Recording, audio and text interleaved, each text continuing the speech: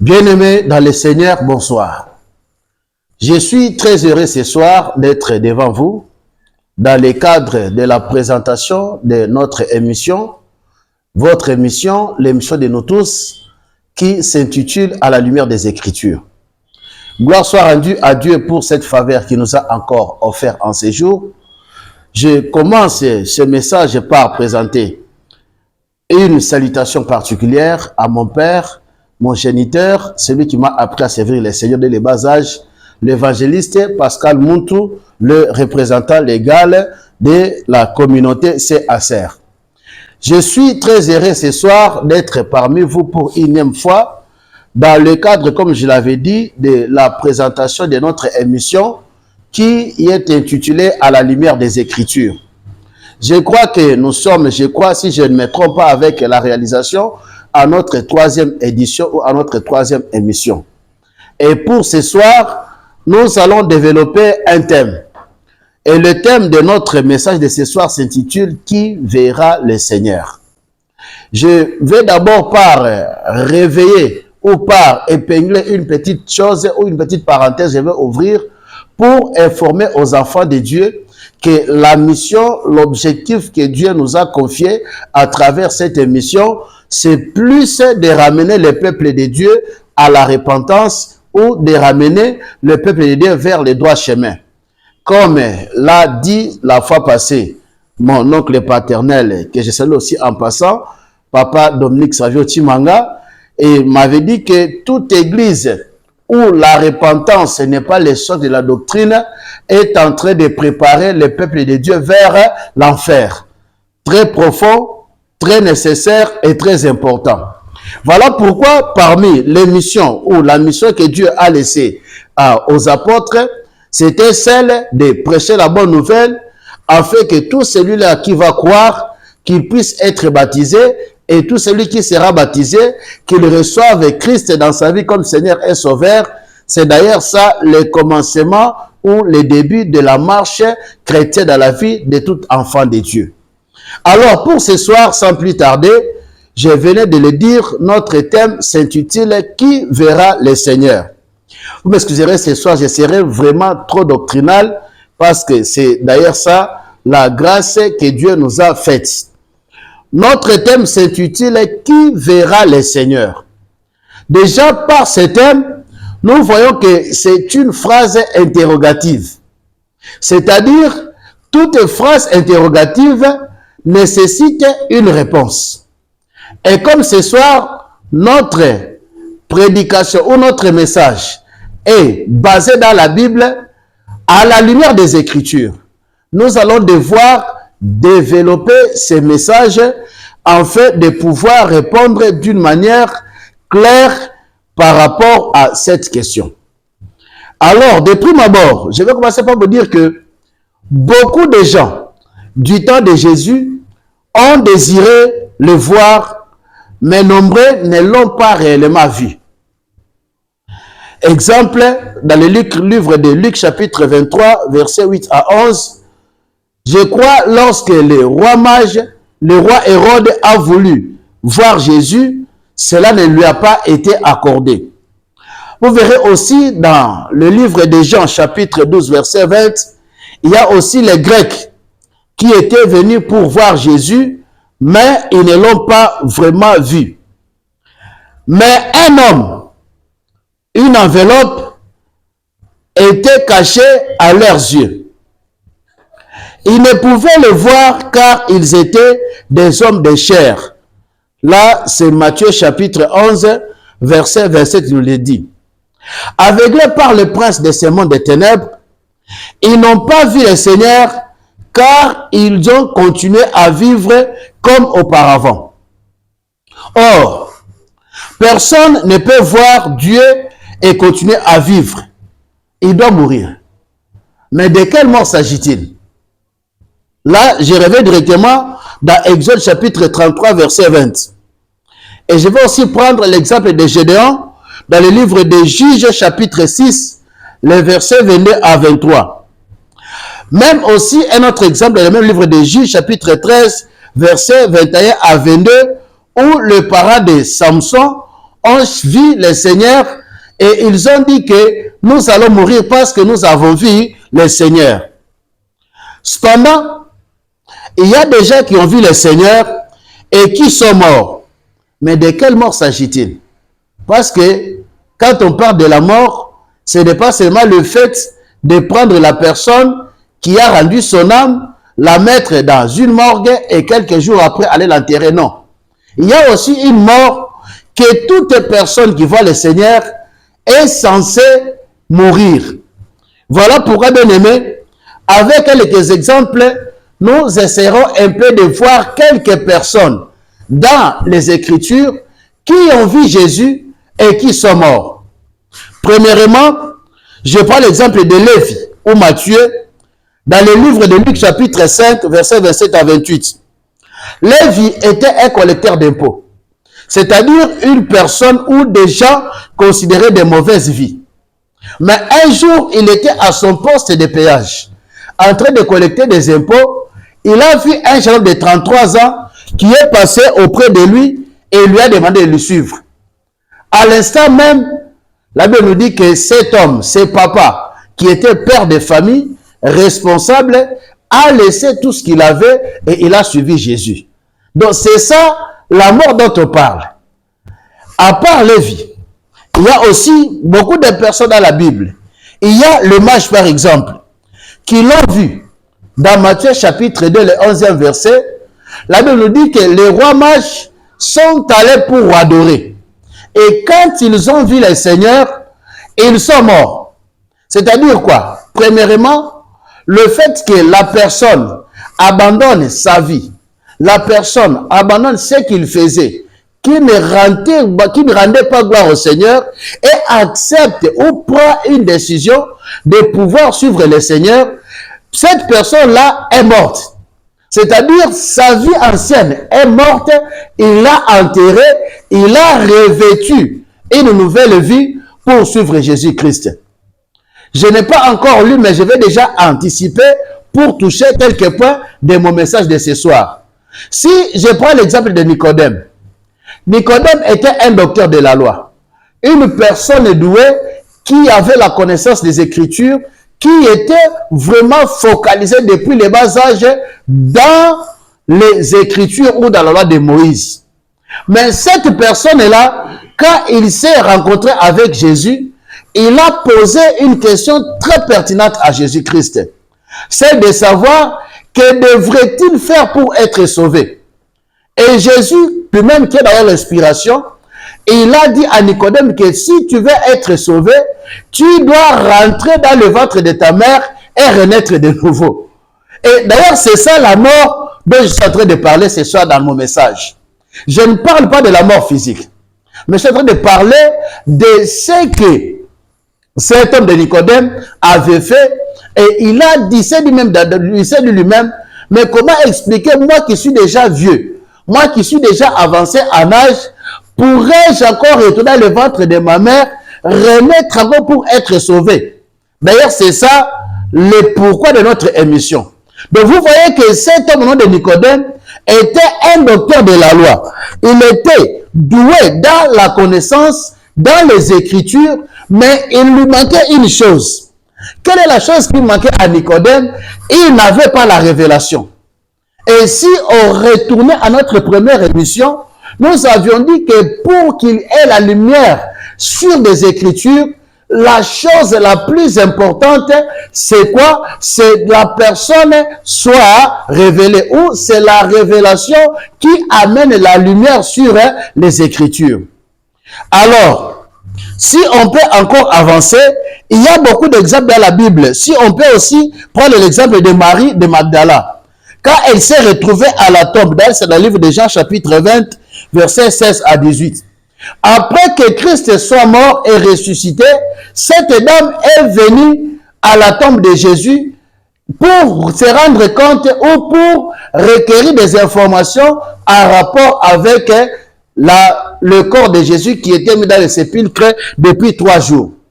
Or, cette femme ne savait pas que Jésus-Christ devait mourir, il devrait être enterré, mais après 3 jours, il devrait être ressuscité.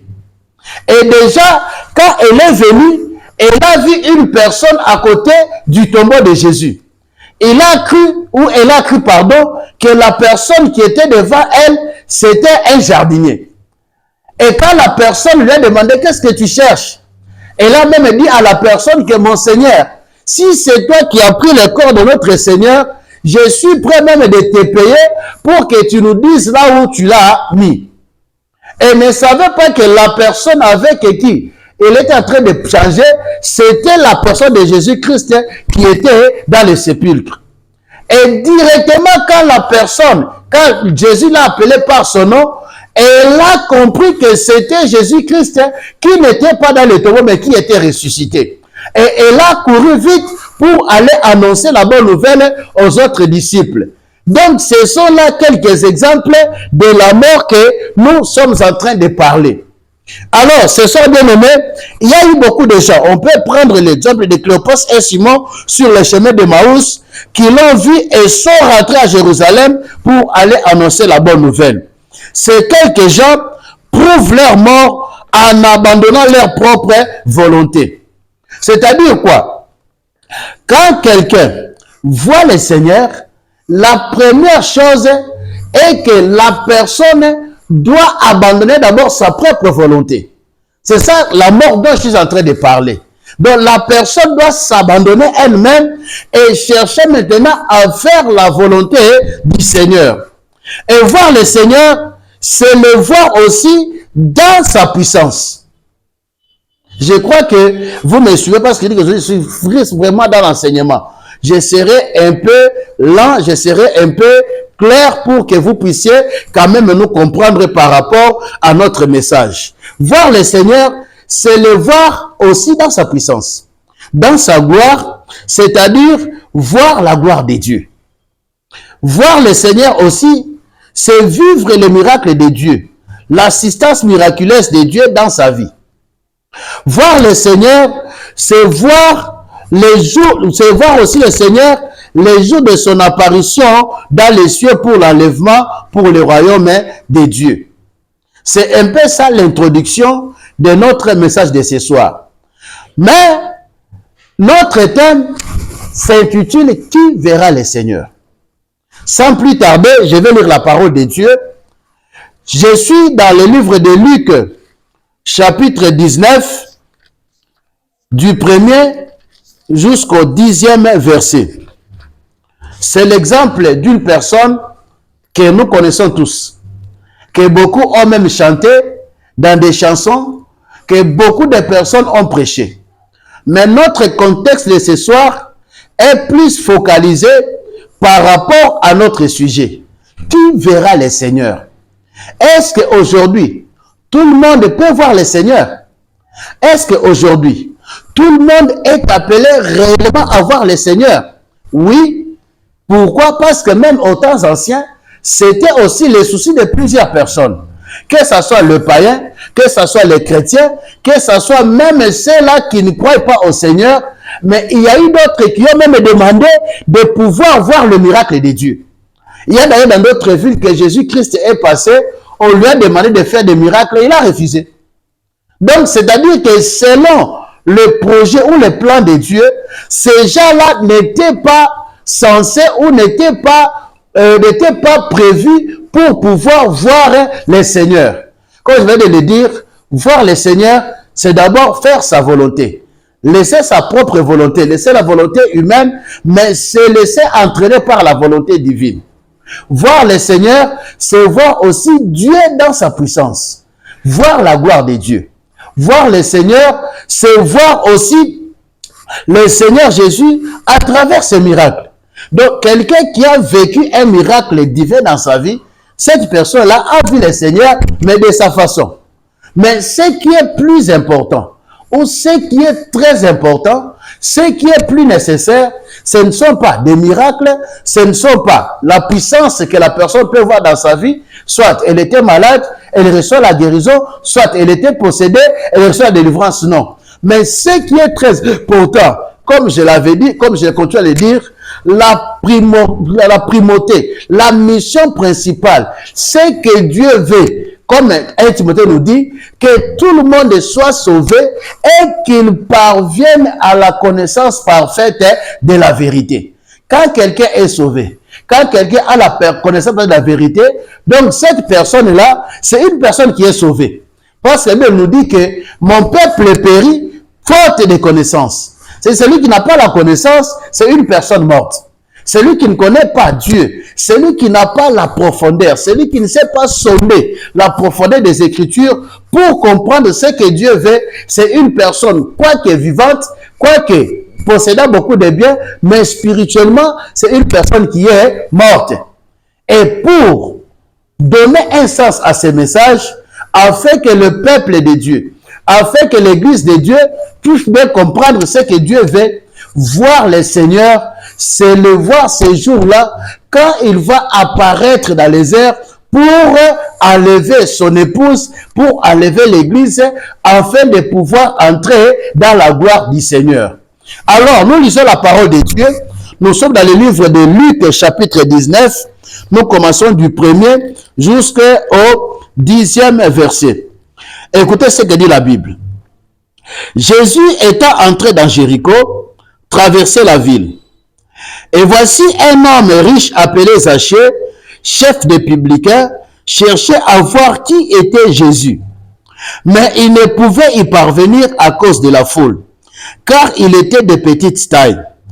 Il courut en avant et monta sur un sycomore pour le voir, parce qu'il devrait passer par là. Lorsque Jésus fut arrivé à cet endroit, il leva les yeux et lui dit, « Zachée, hâte-toi de descendre, car il faut que je demeure aujourd'hui dans ta maison. » Zachée se hâta de descendre et les reçut avec joie. Voyant cela, tous murmuraient et disaient, il est allé loger chez un homme pécheur. Verset 8. Mais Zachée se tenant devant le Seigneur lui dit, voici Seigneur, je donne aux pauvres la moitié de mes biens, et si j'ai fait tort de quelque chose à quelqu'un, je lui rends le quadruple. Verset 9. Jésus lui dit, le salut est entré aujourd'hui dans cette maison, parce que celui-ci est aussi un fils d'Abraham. Verset 10. Car le Fils de l'homme est venu chercher et sauver ceux qui étaient perdus. Là, c'est la parole de l'Éternel. Alors, bien aimé, si j'ai pris ce texte, c'est parce qu'en méditant ou en lisant, ça m'a vraiment interpellé. Qu'est-ce qui m'a interpellé? C'est d'abord la personne qui cherchait à voir Jésus. Et cette personne, ce n'était pas la moindre. La personne qui cherchait à voir Jésus, c'était un chef des républicains, dont les collecteurs d'impôts. À cette époque-là, c'était des gens qui étaient considérés comme les gens de mauvaise vie. Et de deux, c'était des gens qui avaient beaucoup de moyens. Donc, dans la ville ou dans ce pays, quand on connaît que cette personne est collecteur d'impôts, c'est-à-dire c'est une personne respectée, une personne considérée, une personne pas la moindre, donc qui occupait un niveau vraiment élevé par rapport, un niveau de vie vraiment élevé par rapport aux autres hommes ou par rapport à d'autres peuples. Mais ces jours-là, cette personne, quand elle a entendu qu'il y a une personne que les prophètes ont prophétisé, que la loi a parlé, la personne dont les psaumes ont chanté, la personne qui a fait beaucoup de miracles, parce que partout où Jésus passait, il faisait des miracles et sa renommée se répandait dans toutes les villes, dans tous les pays, et les gens cherchaient toujours à voir qui était Jésus. Et d'ailleurs, c'est toujours là, quand il a vu qu'il a fini à prêcher, les disciples étaient déjà partis avec la pirogue. Lui a vu qu'il n'avait pas de pirogue pour qu'il puisse se rejoindre ses disciples. Il a commencé à marcher sur les eaux. Et quand les disciples l'ont vu, ils ont cru que c'était un fantôme. Et un autre jour même, ils étaient avec ses disciples en train d'effectuer un déplacement d'une ville à une autre. Ils étaient dans une barque. Il s'est fait que Jésus-Christ dormait même à la poupe. Et ses disciples étaient en train de ramer. Il s'est fait qu'un vent impétueux a commencé à souffler sur la mer, à tel point que l'eau commençait même à remplir la pirogue ou la barque où ils étaient montés. Et Jésus-Christ, je ne sais pas s'il faisait semblant ou quoi, il était endormi. Les disciples, il y avait déjà comme des Pierre, des Jean, des Jacques, qui avaient l'expérience de la mer, de l'eau. Parce que c'était des pêcheurs, ils ont passé presque toute leur vie en effectuant la pêche. Ils ont cherché à maîtriser la vague, ils ont cherché à maîtriser la mer, mais ils n'ont pas pu. Et chose étonnante, ils se sont rappelés que dans la barque, il y a un homme. Ils l'ont réveillé, ils ont dit, Seigneur, ne vois-tu pas que nous sommes en train de périr? Et quand Jésus s'est réveillé, oh gloire au Seigneur, cet homme est miraculeux. D'ailleurs, si Dieu nous permet la fois prochaine, on va parler sur les 4 dimensions du ministère de Jésus-Christ. Là, je crois qu'avec la réalisation, on va nous aider dans la prochaine émission. Ils ont réveillé Jésus. Ils ont dit, Seigneur, ne vois-tu pas que nous sommes en train de périr? Et quand Jésus s'est réveillé, il a menacé le vent, il a menacé la tempête. Et à l'instant même, la parole nous dit que la mer s'est calmée, le vent s'est calmé. Les disciples se sont regardés entre eux. Ils se sont dit, quel est cet homme?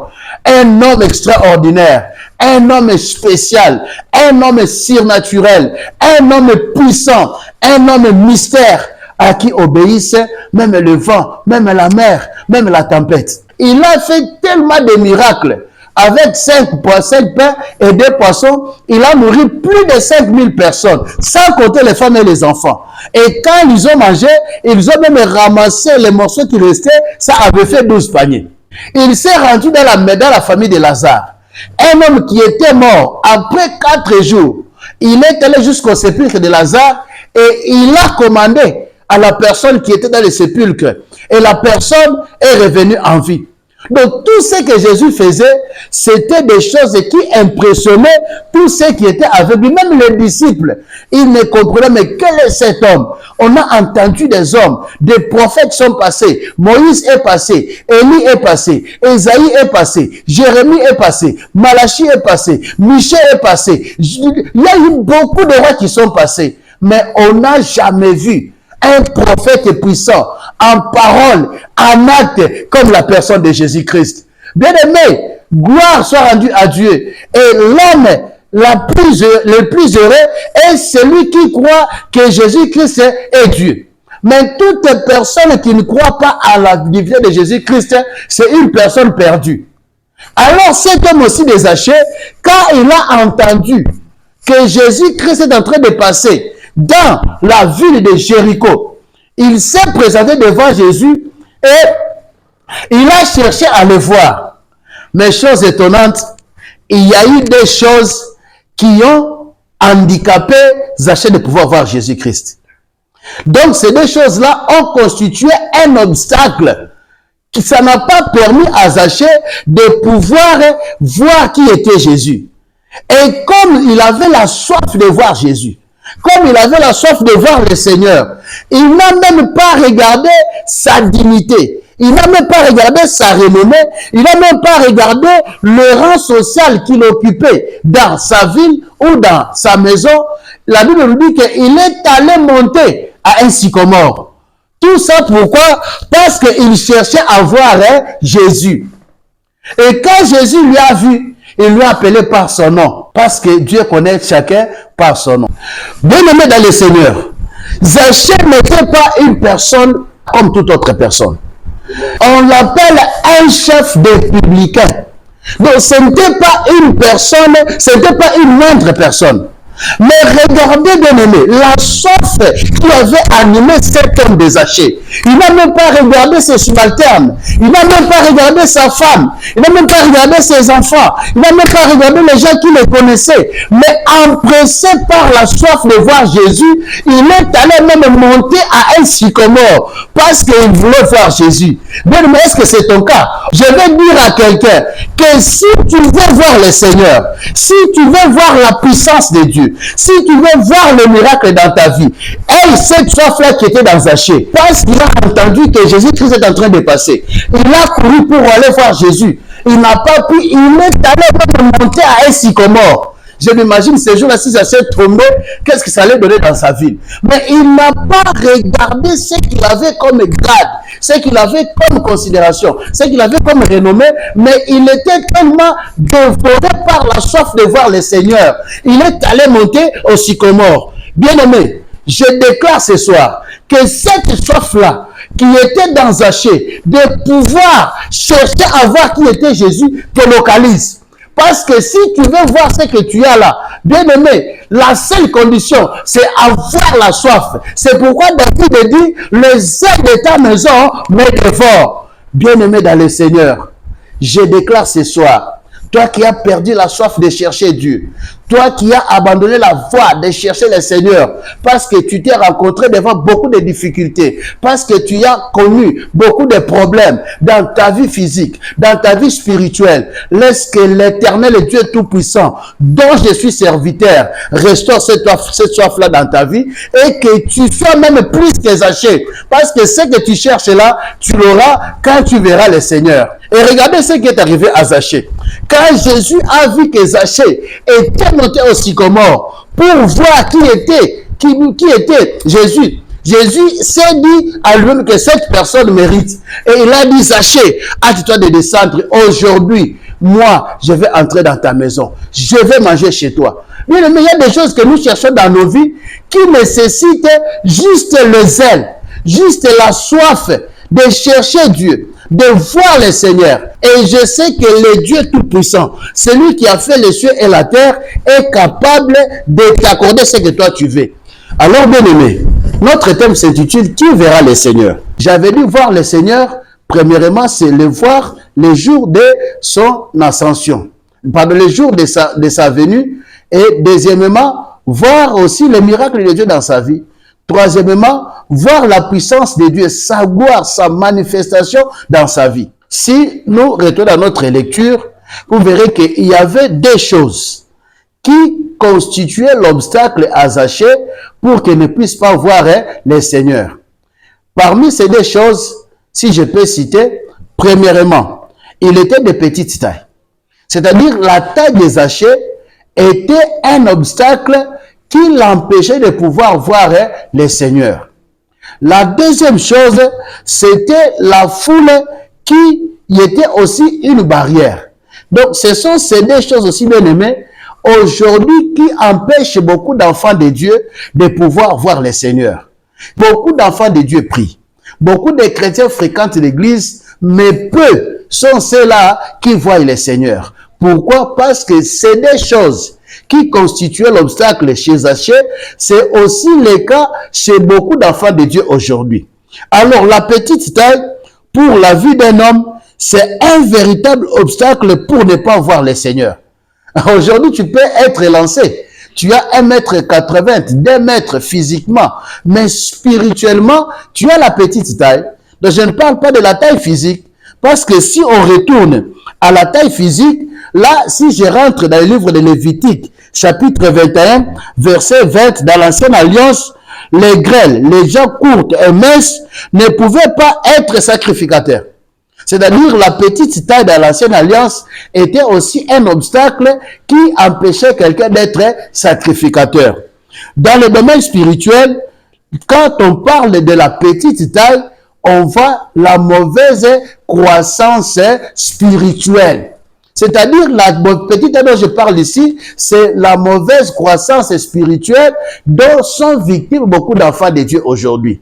Beaucoup d'églises aujourd'hui, on ne donne pas la nourriture nécessaire au peuple de Dieu pour que les enfants de Dieu puissent avoir une bonne croissance spirituelle. Donc, la petite taille, c'est une mauvaise croissance qui témoigne que la personne est encore un enfant. Donc, tu peux avoir 60 ans, 50 ans en âge, 15 ans à l'église, mais spirituellement, tu es de petite taille. Donc, tu n'as pas encore gagné, tu es comparable à un enfant. Alors, quelles sont les causes de cette manque de croissance spirituelle? Premièrement, c'est le manque d'une nourriture convenable, même physiquement comme ça. Si un enfant ne mange pas bien, il aura un problème de croissance. Donc, c'est le même cas aussi spirituellement. Donc, quand on n'a pas une bonne nourriture, on n'a pas un bon pain spirituellement, ça devient aussi un obstacle de croissance pour un enfant de Dieu. Le pain a la quantité qu'il faut. Voilà pourquoi la Bible dit que celui qui retient le blé c'est la parole, est maudit du peuple. Là, c'est dans Proverbe chapitre 11, le verset 26. Et si on peut aussi lire Romains chapitre 1, verset 18 à 19, c'est à cause du pain, retenez bien, que Israël a quitté Canaan pour se rendre en Égypte, à la recherche du pain. Et au plus tard, ils sont devenus esclaves des Égyptiens. Donc, le manque de pain peut amener quelqu'un même à l'esclavagisme. Et à part ça, c'est à cause du pain aussi qu'Elimelech et sa femme, vous connaissez très bien l'histoire de Naomi, Elimelech et sa femme Naomi, qui ont quitté Bethléem pour se rendre à Moab. Là, c'est dans le livre de Ruth, chapitre 1, verset 1 à 2. Et là, il est allé mourir, lui et ses deux fils. Donc, le manque de la nourriture spirituelle peut amener pas seulement l'esclavagisme spirituel, ça peut aussi amener la mort spirituelle. Voilà pourquoi, bien aimé, ces jours-là, quand les fils des prophètes ont goûté la nourriture, ils ont crié qu'il y avait la mort dans les pots. Pourquoi? Parce qu'on avait pris des herbes étrangères, on est allé les mettre ensemble avec la vraie nourriture. C'est le cas aujourd'hui avec beaucoup d'églises. Beaucoup des hommes de Dieu commencent maintenant à amener des on appelle ça des coloquintes sauvages, et ils introduisent ça dans l'évangile. Bien aimé, faites attention, j'insiste et je répète, quand vous voyez que dans votre église, dans ton église, il commence à se pratiquer des choses qui ne sont pas conformes à la parole de Dieu, qui ne sont pas conformes à la sainte doctrine, retire-toi. C'est pour sauver ta vie. Sauve-toi pour ta vie, comme on avait dit à l'autre et à ses enfants. Donc, si tu ne te sauves pas, l'esclavagisme va te surprendre, la mort aussi va te surprendre. Et dans le livre de 1 Pierre chapitre 2, le deuxième verset, la Bible nous dit quoi? Pour croître, je vais lire ça pour que nous puissions quand même donner un sens à notre message. 1 Pierre chapitre 2, verset 2. Écoutez ce que dit la Bible. La Bible nous dit ceci. Désirez, comme des enfants nouveau-nés, le lait spirituel et pur, afin que par lui, vous croissiez pour le salut. Gloire soit rendue à Dieu. J'aime beaucoup ces versets ici. Pour croître, il faut du lait spirituel.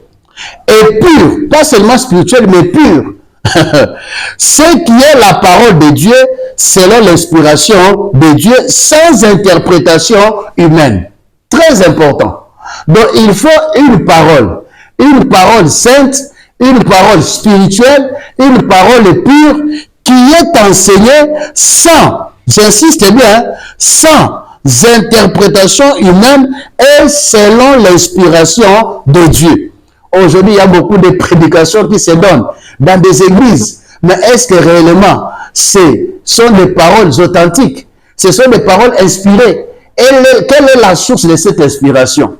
Si dans une église, le pasteur est occultiste, mais sachez que vous tous qui prêtez dans cette église-là, vous êtes candidats de l'enfer. Pourquoi? Parce qu'il ne donne que ce qu'il a. Or, l'occultisme ne peut pas donner la vie. Et à part ça, il y a la deuxième chose qui identifie la mauvaise croissance, c'est ce qu'on appelle l'immaturité. L'immaturité signifie que la personne présente des caractéristiques d'enfance. Donc, une personne immature présente les caractéristiques enfantines, comme disent les Français. Or, un enfant est un esclave. Là, c'est selon Galates chapitre 4, versets 1 à 3. C'est pourquoi j'avais dit que par manque de nourriture, par manque de croissance spirituelle, la personne peut se retrouver dans l'esclavagisme. Le cas de Jacob, du peuple d'Israël, qui s'est retrouvé en Égypte sous les joug de la servitude, à cause de quoi? À cause du manque du pain. La deuxième chose, un enfant est toujours flottant. Là, si vous voulez lire Ephésiens chapitre 4, versets 13 à 14. Donc, tout enfant, toute personne qui n'a pas la croissance spirituelle est semblable à un enfant. C'est-à-dire, c'est une personne flottante.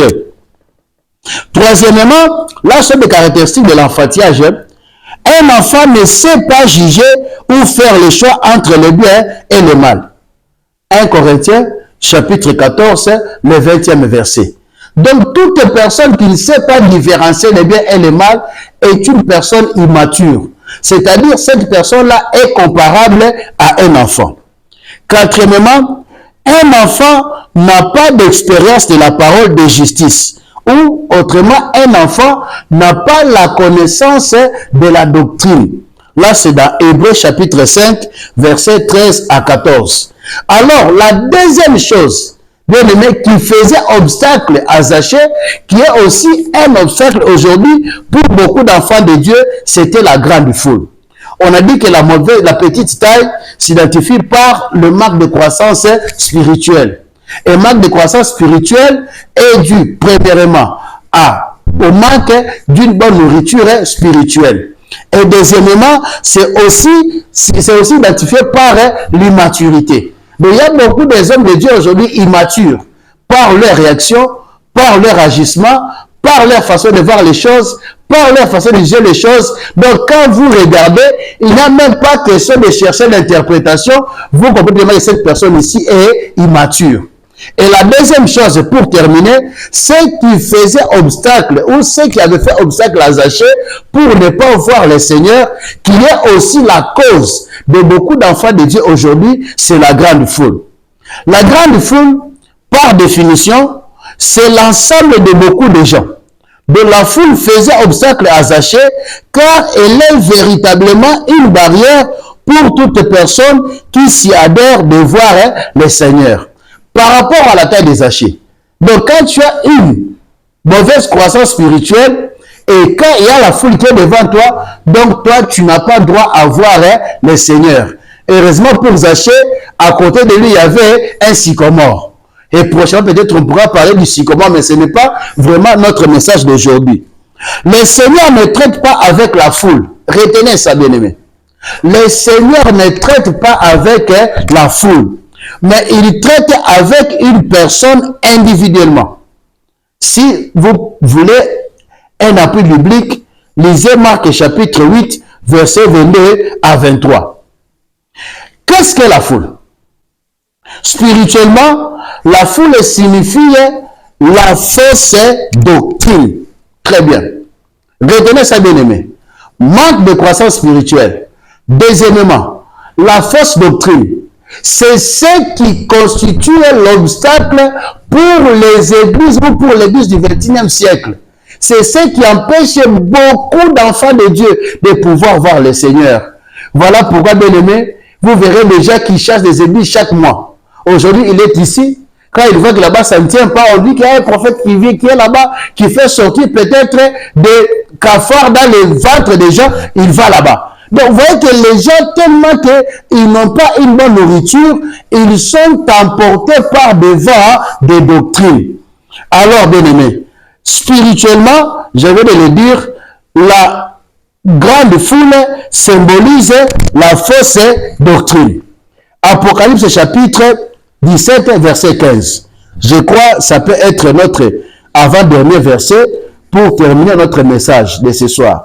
Apocalypse 17, 15. Écoutez ce que dit la parole de Dieu. Je crois que vous me saisissez. Et si vous avez votre sur votre Bible, ça ne vous empêche pas aussi de prendre cet enseignement. Apocalypse 17, 15. Écoutez ce que dit la parole de Dieu. Et il me dit, les eaux que tu as vues sur lesquelles la prostituée est assise, ce sont, écoutez bien, la prophétie. Parce que moi, j'aime interpréter la Bible, interpréter la parole de Dieu avec des appuis bibliques. À la lumière des Écritures. Voilà. Merci, mon réalisateur. D'ailleurs, c'est ça le but de cette émission. On dit que la grande foule symbolise la fausse doctrine. Est-ce qu'il y a un appui biblique? Oui. Apocalypse chapitre 17, le 15e verset. Écoutez ce que dit la Bible. Et il me dit, les yeux que tu as vus, écoutez bien, sur lesquels la prostituée est assise. La deuxième partie de ce verset dit quoi? Ce sont des peuples, virgule, des foules, virgule, des nations et des langues. C'est une très bonne lecture. Donc ici, on a symbolisé ou bien on a identifié la grande foule par rapport à quoi? Ici, on dit que il me dit les autres sur lesquels tu es assis, sur lesquels la prostituée est assise, ce sont des peuples, des foules, des nations et des langues. Apocalypse, ici est clair. La fausse doctrine, c'est quoi? La fausse doctrine, c'est l'ensemble des enseignements qui n'ont pas une base biblique ou bien qui n'ont pas une base divine. Il y a même des thèmes, excusez-moi, j'ai vu quelque part dans une église, Dieu a mis les thèmes de son enseignement, abracadabra. Bon, j'ai cherché à comprendre, je ne sais pas, j'ai cherché à comprendre, ça veut dire abracadabra, on me dit qu'il y a un monsieur qui a sorti un album qui s'appelait abracadabra. Donc c'est vrai que non, ce sont des thèmes qui ne cadrent pas.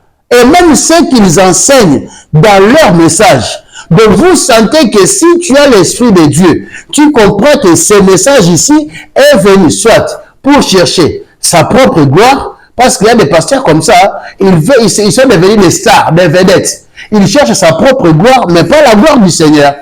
Et deuxièmement, ce sont des messages qui ont leur inspiration, leur source d'inspiration, c'est le diable.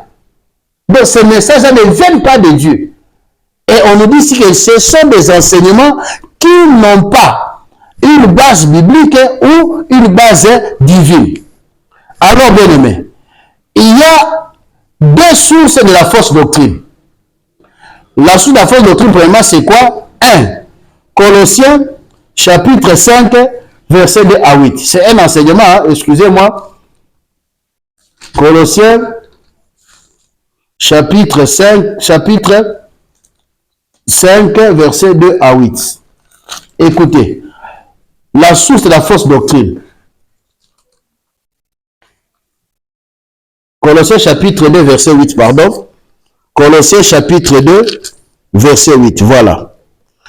Prenez garde que personne ne fasse de vous sa proie par, écoutez ce que dit la Bible, hein, la philosophie et par une vaine tromperie, s'appuyant sur la tradition des hommes. Est-ce que vous me suivez très bien? Sur la tradition des hommes, sur les rudiments du monde et non sur Christ. C'est-à-dire la première source de la fausse doctrine, comme dit Colossiens chapitre 2 verset 8, c'est la philosophie des hommes. Bien aimé, moi j'ai du mal au cœur quand quelqu'un dit que c'est que Paul a prêché, c'était Paul. Donc quelqu'un qui ignore déjà l'apôtre Paul, vraiment c'est pas un serviteur de Dieu. C'est juste des passages. La deuxième source de la fausse doctrine, c'est la doctrine ou l'inspiration démoniaque. Là, c'est 1 Timothée qui nous dit ça. 1 Timothée, chapitre 4, verset 1 à 3. 1 Timothée, chapitre 4, verset 1 à 3. Écoutez ce que dit la parole de Dieu. Mais l'Esprit dit expressement que dans le dernier temps, quelques-uns abandonneront la foi. Suivez très bien la lecture, hein? Pour s'attacher à des esprits séducteurs et à des doctrines des démons. Verset 2. Par l'hypocrisie de faux docteurs, portant la marque de la flétrissure dans leur propre conscience. Verset 3. Prescrivant de ne pas se marier et de s'abstenir d'aliments que Dieu a créés pour qu'ils soient pris avec action de grâce, par ceux qui sont fidèles et qui ont connu la vérité. Que Dieu vous bénisse. Bien-aimés dans le Seigneur, la deuxième source de la fausse doctrine, à part la philosophie des hommes, la deuxième source de la fausse doctrine, c'est quoi? C'est l'inspiration démoniaque. Comme dit ici Paul à son fils Timothée. Il dit très bien, mais l'Esprit dit expressement, je vais cette phrase-là, dit expressement que dans le dernier temps, l'état où nous sommes, il faut faire attention, quelques-uns abandonneront la foi pour s'attacher à des esprits séducteurs et des doctrines des démons. Mais il y a des gens comme ça, bien aimés, que Dieu a déjà abandonnés. Dieu les a déjà tourné les dos. Maintenant, ils se sont formés des docteurs selon leur choix, selon leur volonté, et ils se sont attachés à des doctrines des démons. Donc, c'est ça la deuxième source de la fausse doctrine. Alors, bien aimé, pour ce soir, je crois que nous allons nous limiter par là. Qui verra le Seigneur? Si tu veux voir le Seigneur, bien aimé, je vais te dire une chose. Ce que tu cherches, te cherche. Vous connaissez l'histoire du roi Saoul. Saoul était à la recherche des brebis de son père. Or, il ne savait pas que sur le chemin où il allait, c'était le chemin de la royauté. Tu veux voir le Seigneur, oui. Mais premièrement, est-ce que tu n'es pas de petite taille? Est-ce que tu aimes la parole de Dieu? Est-ce que tu aimes écouter la parole de Dieu? Aujourd'hui, vous verrez dans des églises, les gens aiment danser, chanter, mais arrivé au bas de la parole, tout le monde commence à somnoler. Et même pas ça. Les prédications qui se font ou qui se passent ces derniers temps, bien aimés, quand vous mettez l'oreille, plus c'est tourné sur les biens matériels. Or, on dit que cherchez premièrement le royaume des cieux et la justice de Dieu, et le reste vous seront donnés par-dessus. Mais aujourd'hui, je vais dans une église, il y a 6 paniers d'offrandes. Je ne sais pas si c'est biblique. Les appels de fonds commencent à prendre 2 heures du temps, alors que la prédication prend 30 minutes, 35 minutes. Et beaucoup d'enfants de Dieu aujourd'hui ne veulent même pas écouter la parole de Dieu. Quand tu prêches la vérité, on te hait. Quand tu dis la vérité, quand les gens sentent que cet homme de Dieu est en train de parler de la vérité, on peut même se liguer contre toi. Et tous les sorciers de l'église peuvent même se rassembler pour commencer à te combattre. Pourquoi? Parce que tu prêches la parole de Dieu. Mais moi, je sais bien aimer. Même s'il y aura tout le monde qui diront du bon pour le roi, moi je suis Michée. Michée a toujours parlé, ainsi dit l'Éternel. Voilà pourquoi ce soir, bien aimé, vous qui nous avez suivis, nous terminons notre émission par vous dire que Dieu vous bénisse. Fuyez la grande foule qui est la fausse doctrine. Fuyez, bien aimé, ayez la soif comme Zachée. Ayez le zèle. David qui était roi, David dit que le zèle de ta maison me dévore. Que le zèle de la maison de Dieu puisse te dévorer. Que la soif d'écouter la parole de Dieu. Que la soif d'écouter Jésus. Que la soif de suivre la parole de Dieu puisse dévorer ton cœur. Afin que, bien aimé, tu puisses voir Jésus-Christ dans ta vie. Le mariage viendra. L'élévation viendra. Mais ce n'est pas la priorité. Si tu veux voir toutes ces choses-là, la Bible dit que c'est la bénédiction de l'Éternel qui a enrichi et il ne l'a fait suivre d'aucun chagrin. Pour être béni, il faut voir le Seigneur. Pour voir le Seigneur, il faut avoir la soif de le chercher dans des retraites, dans des prières, dans des grandes manifestations. Allez même là où on prêche la parole de Dieu. Écoutez dans des conférences. Suivre même sur des réseaux sociaux comme ça. Aujourd'hui, bien aimé, c'est difficile de voir quelqu'un prendre 1 heure du temps pour suivre un enseignement. Mais si ce sont des futilités, des choses de musiciens, des combattants en Europe, des gens des chroniqueurs qui font des bêtises, des tiktokers, des influenceurs, la personne est concentrée. Des matchs par exemple. Quelqu'un peut regarder la télé pendant 2 heures du temps pour regarder le match de Barcelone et de Madrid. Mais pour écouter la parole de Dieu pendant 1 heure, la personne commence à se fatiguer. Tout ça, ce sont les signes qui manifestent qui démontrent que la personne là n'a pas la soif de voir le Seigneur. Que Dieu vous bénisse, qu'il bénisse vos maisons, qu'il bénisse vos foyers. Abonnez-vous, partagez massivement pour suivre la mission à la lumière des Écritures. Aujourd'hui, on a parlé sur qui verra les seigneurs. Que Dieu vous bénisse. Bye et à la prochaine.